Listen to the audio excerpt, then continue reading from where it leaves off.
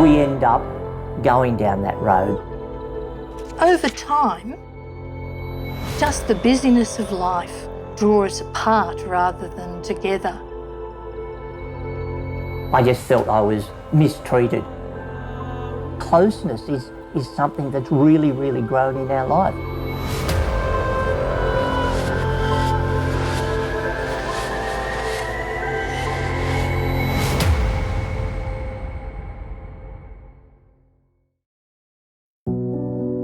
I was brought up in the 50s and 60s in a Catholic household. I have one sister, so we're a very quiet and well-ordered household.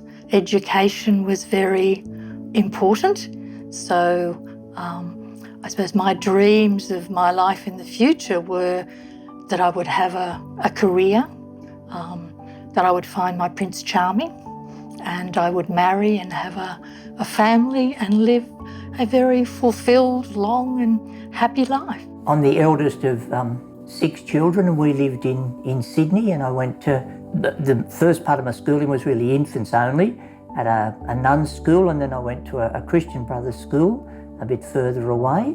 So my whole life was always at that side. All my education was in the Catholic Church and Catholic schools, mainly with nuns and brothers. And we went to Mass regularly, so every Sunday.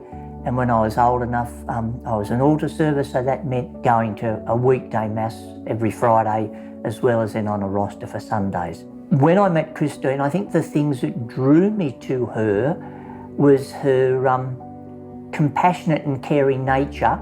But I'd been out with a few other girls, and the thing that really impressed me was Christine also was interested in me. So many of the others were only interested in themselves.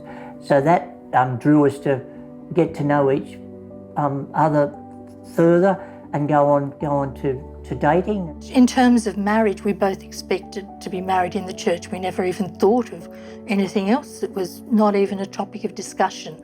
Our families expected it, and it's what you did.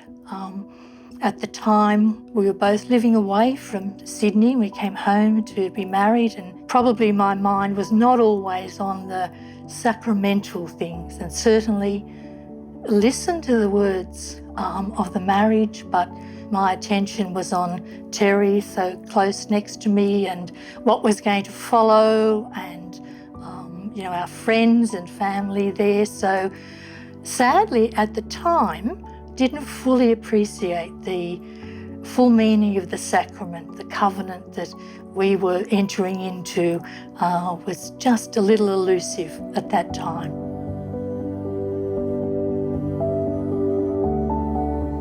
There were little things in the courting that I'd picked up that, I wasn't comfortable with. But because I lived one side of town, she lived the other side, they were minor things. they didn't get to niggle me. But when we got married, some of those little niggles started to just gently grow. So Christine loves to be well dressed, and I love to see her well dressed, and it makes her quite beautiful.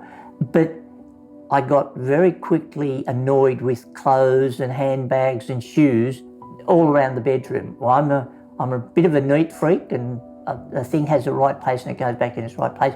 So there were some little tensions that happened there. Now initially that wasn't bad, but then we were married 14 months when we had the first child, and then another, whatever it was, 25 months to the second child, and a bit further. So life all of a sudden started to just get really, really busy. In terms of post-married life, well, as you would expect, at first everything's in the romantic mode, but over time, just the busyness of life seemed to draw us apart rather than together. We had 4 children in 8 years, so that was hectic in itself. Terry took on study and had his job, and I had part-time work to help fill the coffers for the ever-increasing need for finances. And so we turned to other sources to find joy and fulfilment, whether it be to the mothers group that I was a part of, or reading groups, or all sorts of activities that weren't shared with Terry, but in which I found some fulfilment. I had an idea that the male of the house, apart from earning the money and things like that, he looked after the car and looked after the lawns and looked after the shed. So any time there was a bit of tension, I would take myself out of the house and go to one of those places. I'd withdraw. And I was sort of, going to my little cave or my little den and escaping from some of those, with some of them legitimate excuses for jobs to do, but sometimes excuses to just get out of the tension that was in the house. And that just kept growing with each child. Nothing against the child, but with each child it just added another dimension that added to the tension. There was no longer quality time for us. It just made life hard.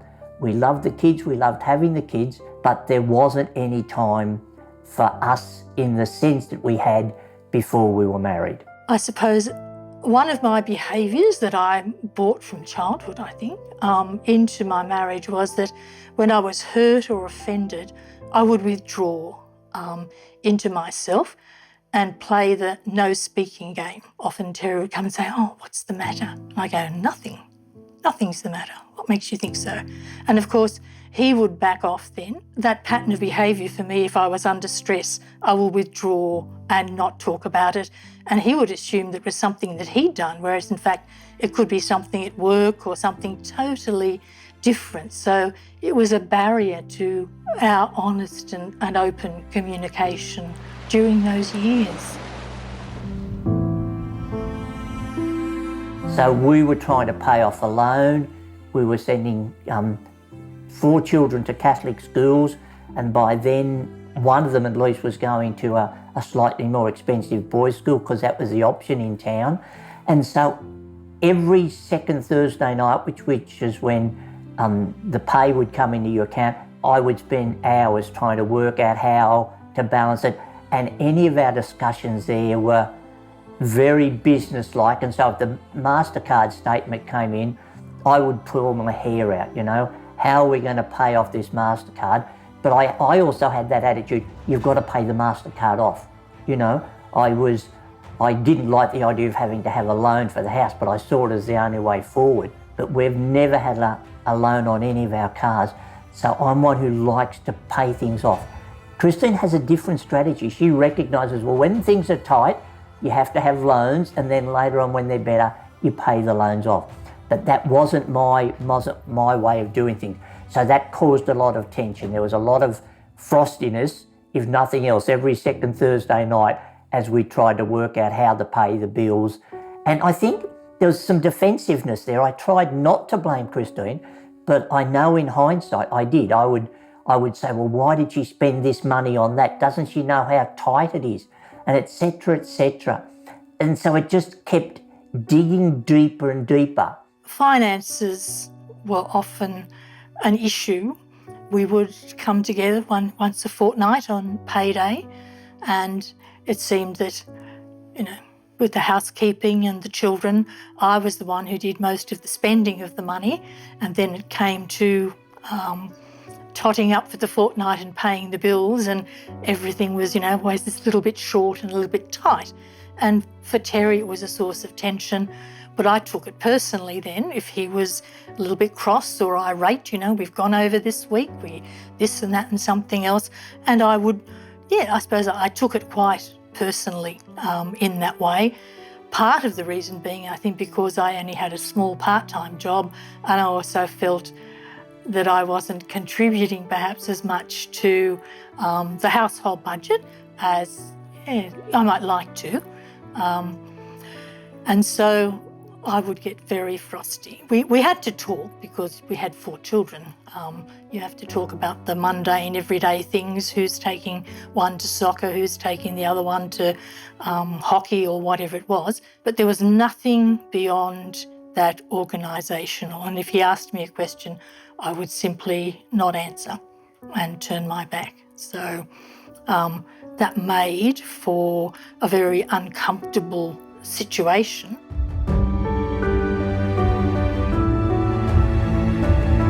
I always had plenty of jobs to do in the shed to restore the vintage car. The closer the car got towards finishing, the more I wanted to do it more quickly. So I was going to TAFE 2 and 3 nights a week. And again, very selfishly, I was leaving Christine at home with the kids. And it, you know, in hindsight, I shouldn't have done. I remember one night I came home and got ready to go to TAFE, and Christine said, "Oh, I'm not feeling well." I said, "All right, well, I'll see you later, and and hope you're feeling better then." Probably I hadn't changed from being a single person to really being a married person. I call myself a married person, but I really lived like a single person in some of my habits. I hadn't changed from, you know, I was going to TAFE before we got married, but it wasn't, I could keep going to TAFE. When the youngest bloke started to play soccer, I'd take him off to soccer, and I was doing my fatherly thing, but I was there with all the other dads watching soccer and having a good time while Christina was home with the other 3. But I think some of them I was also trying to escape being at home those times, yeah. He has a vintage car that he restored over about 30 years, and he would often be out with the fellows who were helping him, and it would be so rude to leave them and come home because his wife expected him at home. And so, you know, often he was later for dinner, and finding joy and closeness with those people, perhaps, and not with me. And so I would think, well, if that's the case, then I can do the same thing. Yeah? So when I was out even at church meetings, an evening women's group or something, I could stay and have a cup of tea and be a really good person and help clean up and perhaps drive somebody home, so that it was very late and my foul husband was in, FOWL, was in bed sound asleep. He'd waited up for me, but, you know, I wasn't there. So it seemed to be a tit for tat. Well, if you can, what's good for you, it can be good for me. Through things that the parish has offered, you know, family groups, Lenten groups, Renew groups, and sometimes guest speakers, that was deepening our faith, as well as some study that I had to do. And I think in the deepening of that faith, the beginning of that covenant relationship that started with our marriage started to become more alive in me, and I think probably in you at the same time, as in some of these groups, well, a lot of them were married couples, and we would see them in their intimacy and closeness, and we think, we'd like to be like them. And actually one of those couples was the couple who then was organising the weekend that happened in Bathurst. And we were invited to, well, they invited us 3 times, in fact, because when they first invited us, we said, well, we were far too busy to go to a weekend that started on Friday night and didn't end till Sunday. And so they asked us again, and we said, oh no, just could not be done. Yes, Couldn't do it. right. We had 3 teenage children at home, and our eldest daughter was at university. Then they asked us a 3rd time because, you know, we could see all the trouble they'd gone to, the advertising through the parish, and they weren't getting the sort of uptake that obviously they had hoped to, and so we sort of felt a bit responsible. And I think Chris was a tiny bit more reluctant, again, because of the kids and that. I was a little bit more favourable, so I was trying to find ways to solve the problems. I could appreciate her concerns, but we was over those couple of requests, we were finding ways to solve what were the issues. As Christine said, we were ready. We'd done all of these other things, and we'd seen these couples who were really good role models, and we wanted something. Well, Terry reminded me that they came to live in Bathurst in 1986. I've always lived in Bathurst. Certainly Terry and I were both involved with parish activities on parish councils and things like that. So we've known them, quite a few years. Our children went to the same school, so we crossed paths from time to time, just with P&Cs and fundraising events. Christine's an avid reader. I am too. We've compared books lots of times. I think that's how we know, isn't it? Yeah, I think Yes. so. Yeah. You know, we were very excited when they joined the marriage encounter team. We asked them 3 times would they go to a weekend. Not that I don't think we thought they needed a weekend because their marriage was a bit shaky, but we just felt that they were a couple that would appreciate. Yeah. And get some benefit. Get some benefit and... Well, we did notice, I certainly noticed, when Terry was doing all the study, it was an extensive amount of work for him when he was studying to become a deacon, and Christine supported him all the way along. So she was quite happy to keep the home fires burning while he went off to college or to study. You'd have to straighten that up, whether it was an interview or a conversation. But she had to fit into this new life that was evolving, and it was evolving quite quickly after their family was leaving. So they had to make many adjustments and changes to their lives. And then Terry retired, then Christine retired. So, you know, all of this new part of their life, we have watched.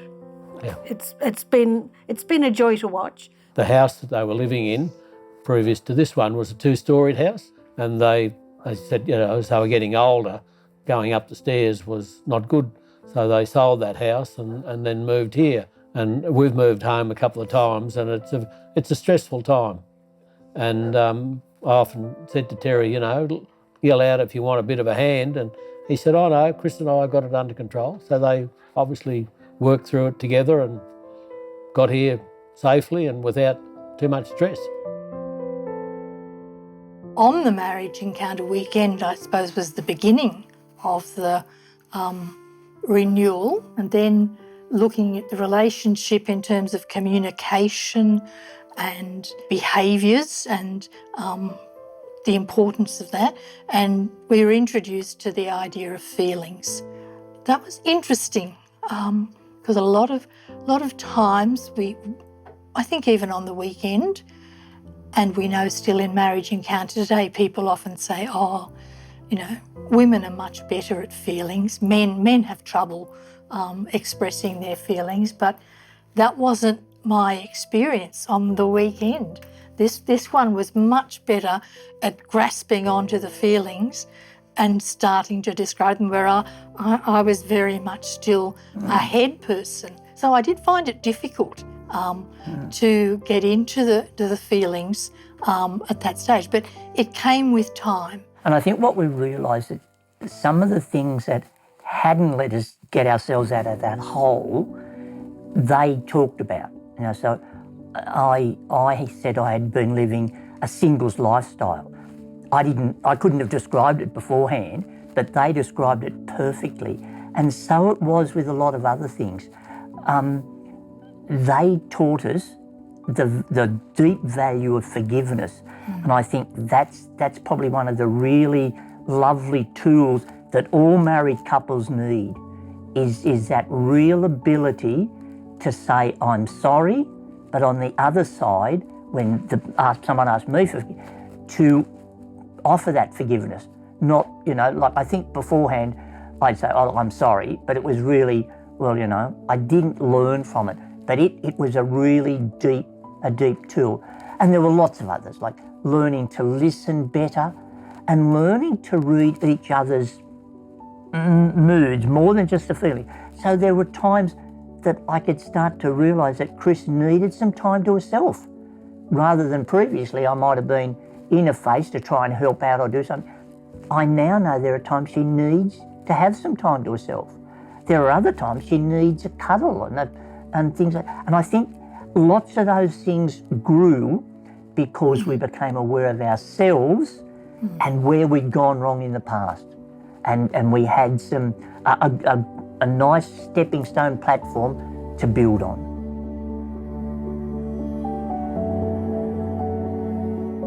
In the covenant relationship, then, you know, when we were married, I thought the priest was marrying us, and subsequently I found out that in fact the couple confer the sacrament on each other, and in that covenant love, that is, that love without condition, it brings in the Lord. So there really are three in the relationship, Terry, Christine and God, and our relationship is with each other is as important as our relationship with Him.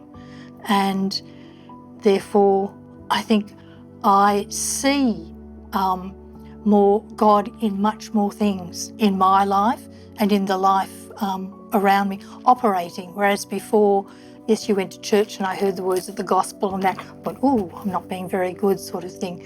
But I see it in every day in the faces of other people, in our children, and that's an important thing. God lives here and now, all around me, in our lives. I would say, early in as blithely sort of thing, but far more deeply now. And I mean, as we age, we're getting a bit elderly here in our 70s, we suddenly become aware, of people around us of our age who are now widows or widowers.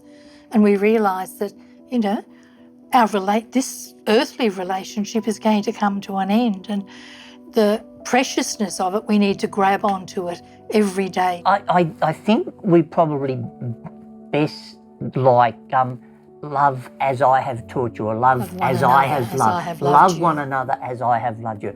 And it comes up in several of the Gospels. I think John says it the best, love one another as I have loved you. I think that's the one that works the best for us, yes.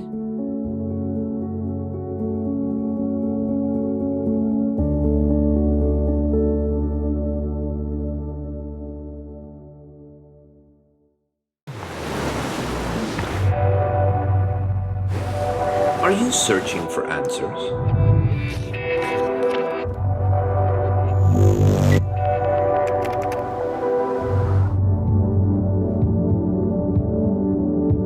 Discover your true identity. Stay tuned to Shalom World.